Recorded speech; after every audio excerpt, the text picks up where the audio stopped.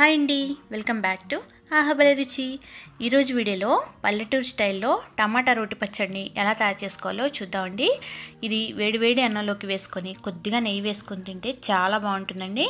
ఇది అన్నంలోకి కాదండి, మనం ఇడ్లీ, దోశ, గారెల్లోకి కూడా ఈ చట్నీ నంచుకొని తినొచ్చు. చాలా బాగుంటుంది. అలాగే తయారు చేయడం కూడా చాలా ఈజీ అండి.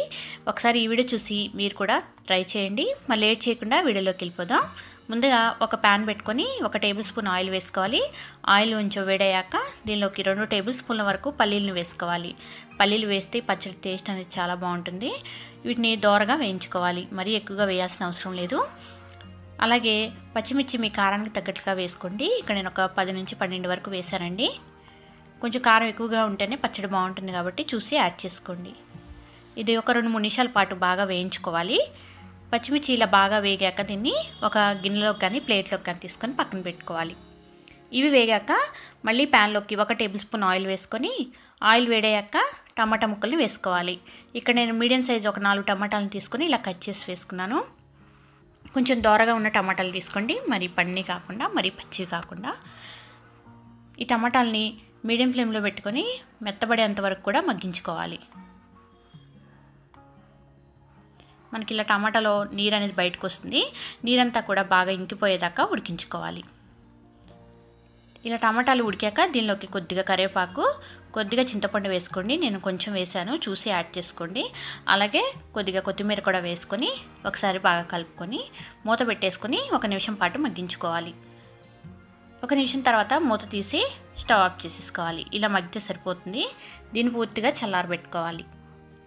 ఇప్పుడు మిక్సర్ జార్ తీసుకొని దానిలోకి ముందుగా వేయించుకున్న పల్లీలు, పచ్చిమిర్చి వేసుకొని కొద్దిగా వెల్లుల్లి రెబ్బలు కూడా వేసుకోండి. నేను ఇక్కడ 7-8 వరకు వేసుకున్నాను. ఎక్కువగా ఉంటే టేస్ట్ బాగుంటుంది. అలాగే 1 టీ స్పూన్ వరకు జీలకర్ర, రుచికి తగ్గట్లుగా ఉప్పుని యాడ్ చేసుకొని మూత పెట్టేసుకొని ఇక్కడ చూపించిన విధంగా గ్రైండ్ చేసుకోవాలి. ఆ తర్వాత టమాటాలను కూడా వేసుకోవాలి. టమాటా వేసాక మూత పెట్టేసుకొని మరీ మెత్తగా గ్రైండ్ చేసుకోకుండా కొంచెం కోర్స్గా గ్రైండ్ చేసుకోవాలి. ఇక్కడ చూపించిన విధంగా గ్రైండ్ చేసుకోండి, టేస్ట్ బాగుంటుంది తినేటప్పుడు. తర్వాత దీన్ని ఒక గిన్నెలోకి తీసుకోవాలి. ఇప్పుడు చట్నీలోకి తాలింపు కోసం స్టవ్ మీద ప్యాన్ పెట్టి 1 టేబుల్ స్పూన్ ఆయిల్ వేసుకొని ఆయిల్ వేడయ్యాక 1 టీ స్పూన్ ఆవాలు, 1 టీ స్పూన్ జీలకర్ర, అలాగే 1 ఎండుమిర్చిని కట్ చేసి వేసుకోండి.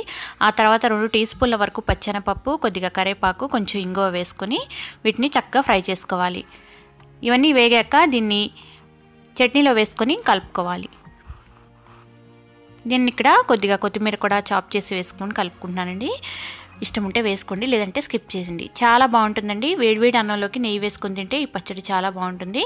ఒకసారి తప్పకుండా ట్రై చేయండి. మీకు ఈ రెసిపీ నచ్చితే లైక్ చేయండి, షేర్ చేయండి, కామెంట్ చేయండి. మరిన్ని వెరైటీ రెసిపీస్ కోసం మన ఛానల్ని వెంటనే సబ్స్క్రైబ్ చేసుకొని పక్కనే ఉన్న బెల్ బటన్ని క్లిక్ చేయండి. Thank you for watching.